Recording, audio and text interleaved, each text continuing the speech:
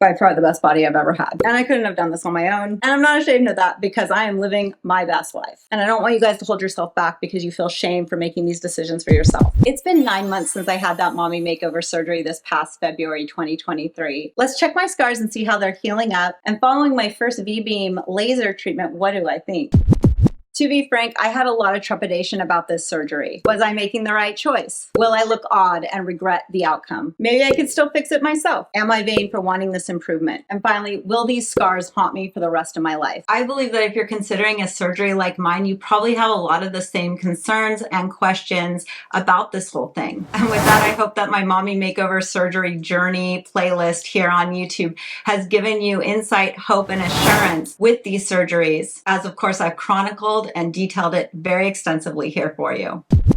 Here's a quick recap. Currently, I'm 41 years old. I've had 4 boys. I'm 5'2", and I just weighed in at 108 pounds. And that is 18% body fat. And for a woman my age, the standard range of percentage of body fat should be like 20 to 23% or something. But I don't feel like 18% is a bad range for me either. In fact, at this range, I feel like I have the body that I've always wanted. 9 months ago, I elected to have the Mommy Makeover surgery that included a tummy tuck, a breast lift with a 100cc implant of silicone, and leg liposuction. So at the last check-in, which was 6 months, you can see a vast difference between my body today and 3 months ago. 3 months ago I was about 120 pounds, and now I'm 108 pounds, which is a noticeable difference. If you watched my previous video about my weight loss journey, and by the way, I could have never shared all of those details that were truly embarrassing for me if I had not gotten to this point. So I just want to be fair to that. Like, I don't have some crazy amount of self-esteem that allows me to share anything gross or nasty online. Like, literally, I feel good about sharing this now because I'm on the other side.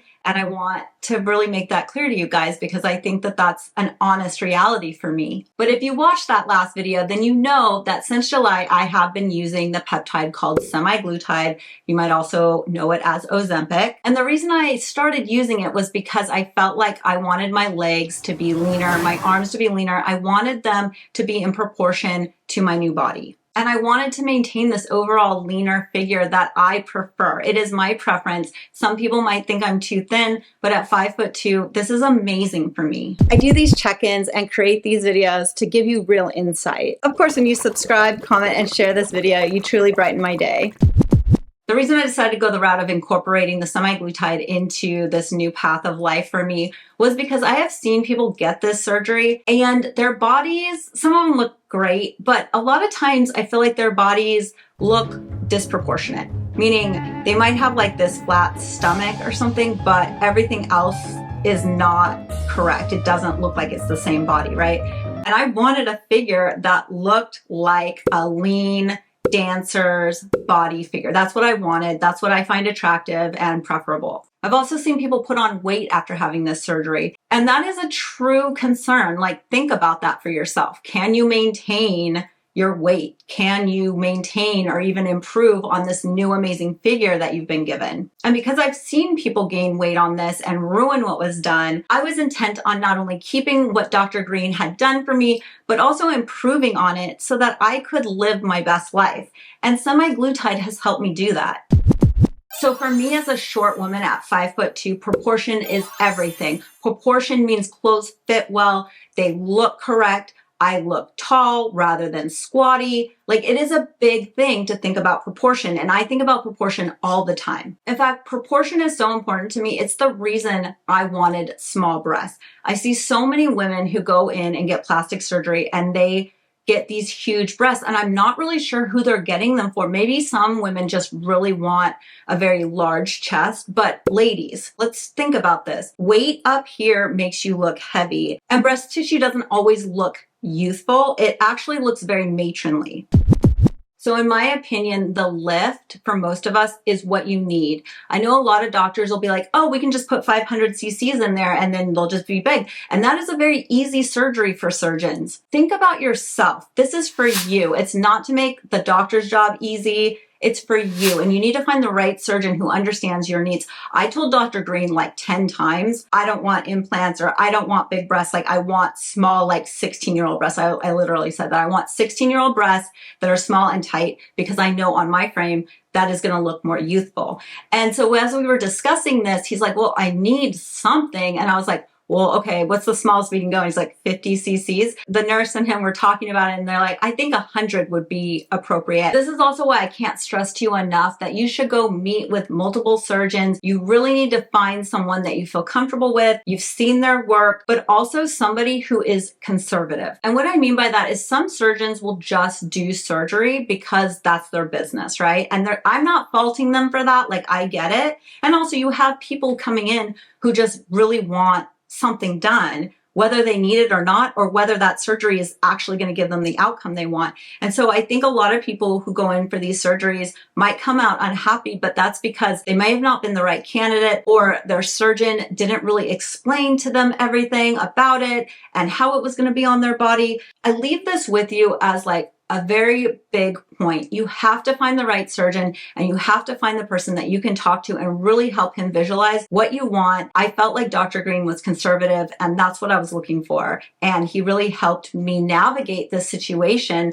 because this is his wheelhouse. And although I might have my ideas, at the end of the day, you are turning this authority for your body over to someone else, and you're hoping that they have enough insight and good skill level to give you the outcome you want. Quickly, I want to add that because it was a focus of me to slim down my thighs, knees, and legs, the semaglutide has obviously been super helpful with it, but it does compromise body mass in the sense of like muscle, right? Because your calories drop. So with that in mind, I wasn't alarmed by it, but I did compromise some of my backside muscle, which has caused obviously the skin to drop and not look as attractive. Not that I ever had the best backside to begin with, but my goal now is to walk 2 miles a day, plus the yoga that I do.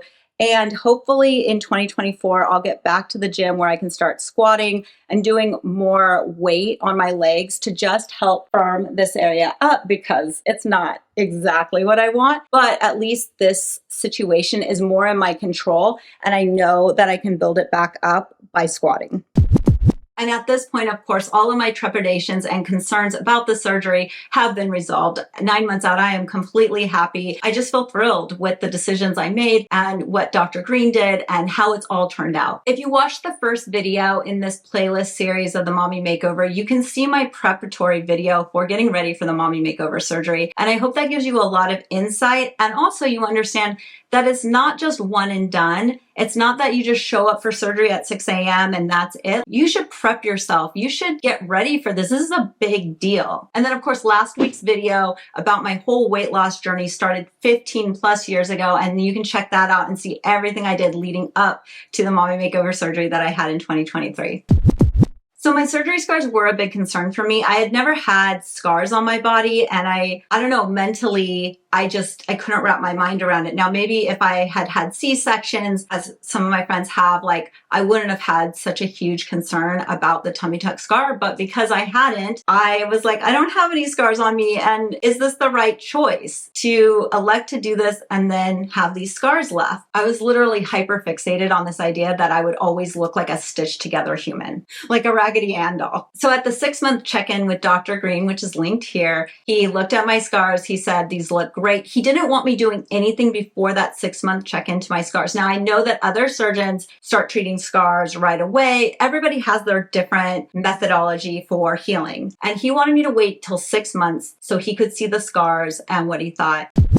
After 6 months, my tummy tuck scar was slightly pink and my breast lift scars were still kind of red and wide. He suggested at that point that I should look into getting VBeam laser. The VBeam Perfecta is a pulsed dye laser, and basically it helps restrict your blood vessels. A scar is red and sometimes puffy due to increased blood flow surrounding the incision. Dr. Green did tell me that breast tissue is more vascular and therefore those scars are slower to heal. I had my first VBeam laser treatment the day we were leaving for Thanksgiving. Thanksgiving on November 21st, 2023. And you guys, it's super quick, like so fast. Dr. Vaughn, who looks like a supermodel, is my dermatologist, and she performed my VBeam treatment. Unfortunately, their office policy is that you can't film, which is kind of the standard these days, and it makes it really hard sometimes for me to get footage to show you guys. But I did film the scars before the treatment and immediately after, and now a month after, you can see the difference.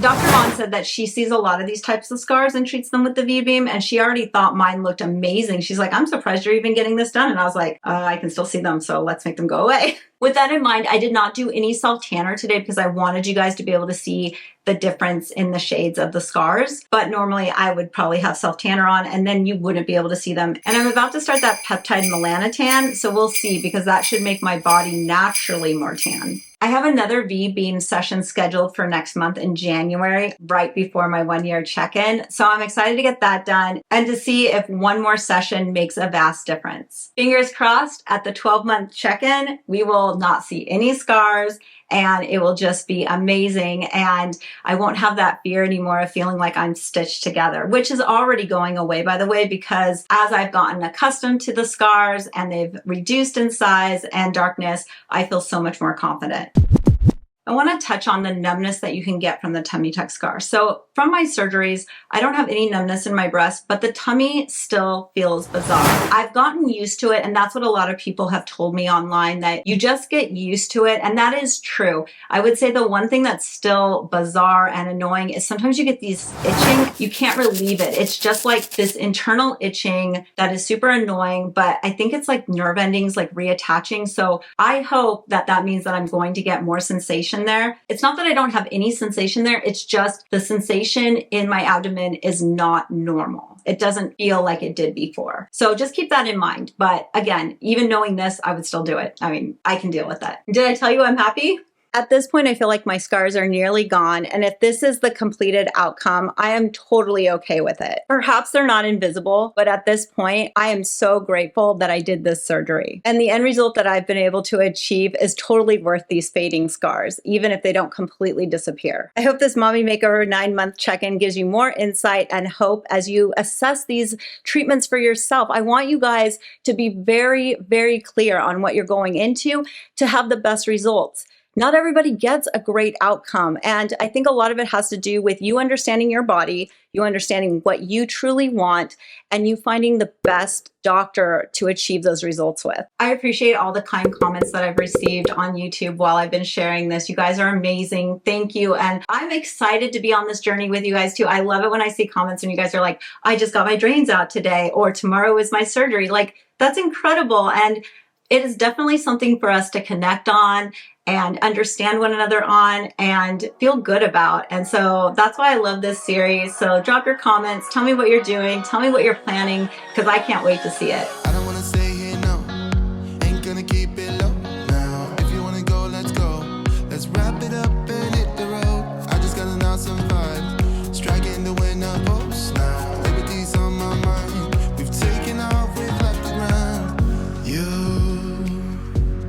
gotta understand that we get one chance, one chance. You